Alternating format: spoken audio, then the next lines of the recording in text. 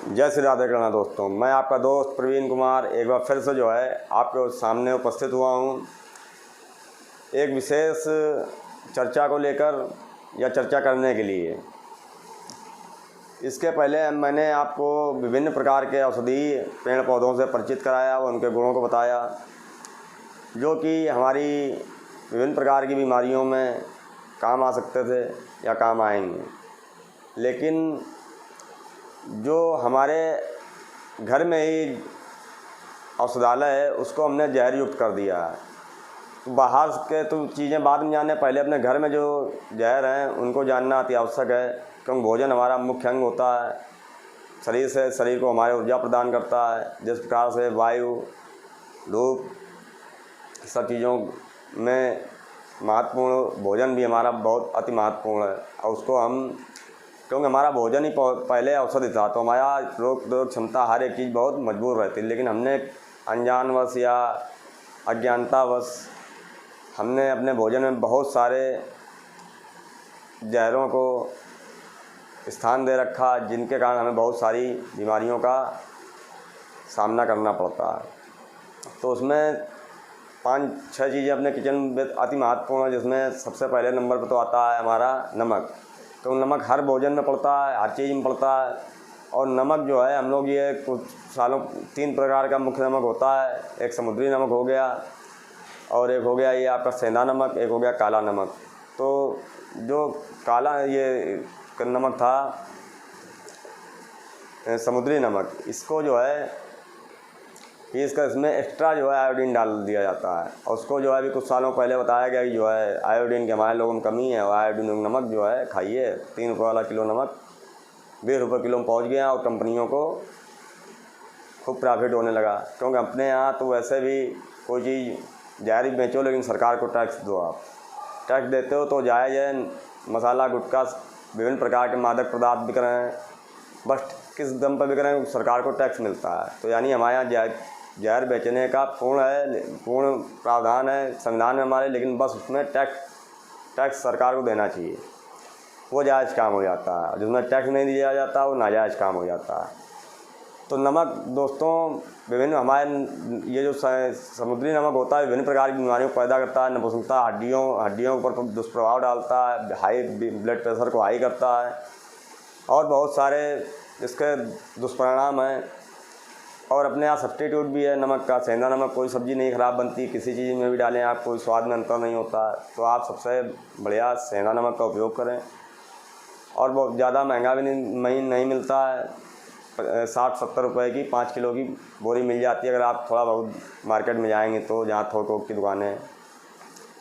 तो ये पहला तो हो गया नमक। तो बहुत सारे चीज़ों से आप नमक के बचाव। दूसरा हो गया हमारा शक्कर भी। देखिए, गन्ना दोनों का रॉ मटेरियल होता है। गन्ने से शक्कर बनती, गन्ने से गुड़ बनता, गन्ने से राब या काकवी, जिसको महाराष्ट्र में काकवी कहते हैं, वही बनती। लेकिन शक्कर देखिए नुकसानदायक है। शक्कर अम्लीय है, जो पेट में जाती है तो अम्ल, और पेट में भी अम्लता बनती है, तो अम्ल बहुत नुकसान पहुंचता है। तभी आजकल आदमी जो शुगर और सबका मरीज़ बनता जा रहा है। इसके अलावा जो हमारा गुड़ है, गुड़ हमारे यहाँ के सिस्टम से बनाया जाता है। और इसके गुड़ के पहले भी एक बनती चीज़ राब, जिसको हम काकवी कहते हैं, वो गुड़ से भी ज़्यादा फ़ायदेवर होती है। तो इसका भी हमारे यहाँ सब्स्टिट्यूट है। लेकिन अब जो गांव में इनके छोटे छोटे कल कारखाने लगे थे, वो प्रायः बंद हो चुके हैं। ये केवल 10-15 सालों में ही हुआ था। ये तो एक एक गांव में 3-3, 4-4, जिसको हम चरखी बोलते हैं, एक कोलुक तरीके से होती थी चरखी, वो लगी रहती थी। अब वह प्रायः विलुप्त होती जा रही है। तीसरा हमारा हो गया रिफाइंड ऑयल। रिफाइंड हमारे यहाँ कम से कम 5-6 प्रकार के तेल होते हैं। मार्च के लमसम हमारे यहाँ सरसों का तेल हो जाता है, शुद्ध प्राकृतिक। फिर हो गया तिलहन का तेल, सूरजमुखी का तेल, यहाँ तक कि एक महुआ का फल होता है गुल्लू, उसका भी तेल निकलता है उसका। और नारियल का तेल, बहुत सारे तेल होते हैं। तो हमारे यहाँ किसी तेल को रिफाइंड करने का होता नहीं। विभिन्न इतनी ऋतुएँ होती हैं, हर ऋतु में प्राकृतिक द्वारा प्रदत्त अलग अलग तेल होते थे, जिनका हम लोग उपयोग करते थे और स्वस्थ रहते थे। लेकिन अब रिफाइंड को फर्स्ट टाइप का, दूसरे मतलब 6-7 प्रकार के केमिकलों द्वारा शुद्ध उसका जो है रिफाइन किया जाता, तब वो तेल हमारे मार्केटों में बेचा जाता है। तो वो अत्यंत नुकसानदायक है। हार्ट अटैक के खतरे को बढ़ाता है, कोलेस्ट्रॉल को बढ़ाता है, जिससे शुगर बढ़ती है, मतलब बहुत सारे रोगों को जन्म देता है वो। लेकिन टीवी में प्रचार प्रसार के माध्यम से बड़े बड़े लोग प्रचार करते हैं। अक्षय कुमार तक जी ने उसका प्रचार किया हुआ, बहुत बड़ी बड़ी लोग प्रचार करते हैं और जो है अपनी हम लोग उसको सोचते समझते नहीं, क्यों उनको स्टार मानते हैं और जो है उनका उपयोग करने लगते हैं वाहवाही के चक्कर में, और जो है फिर अनजाने में अपने परिवार को बीमारियों के मुंह तक ले जाते हैं। नमक, शक्कर और मैदा के अलावा हमारे किचन में एक और चीज़ अपना स्थान बनाए हुए है, जिसको हम मैदा कहते हैं। मैदा हमारे शरीर के लिए भी बहुत नुकसानदायक है। ये मैदा का अधिक सेवन हमारे शरीर में बहुत सारी बीमारियों को पैदा करता है।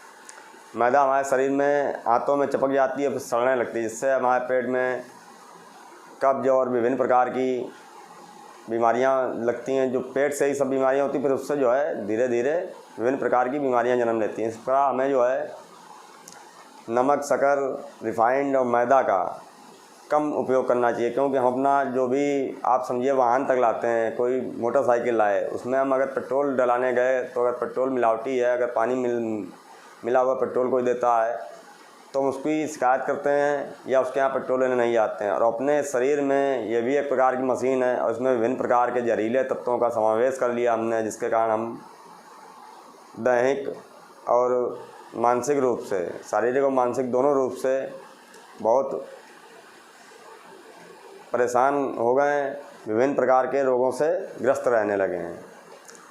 तो इसलिए दोस्तों, हम अपने किचन से या रसोई घर से इन सब 3-4 प्रकार के जो सफ़ेद जहर, इनको सफ़ेद जहर कहा जाए, कोई अतिशयोक्त नहीं होगी, इनको निकालें और इनकी जगह अपने जो है पुराने जो जैसे नमक की जगह सेंधा नमक का यूज़ करें और शक्कर की जगह जो है राब, काकवी, गुड़, इन सब चीज़ों का उपयोग करें। रिफाइंड की जगह हमारे यहाँ 5-6 प्रकार के खाद्य पदार्थ हैं प्राकृतिक, जो समय समय पर होते रहते हैं, उनको बढ़ावा दें।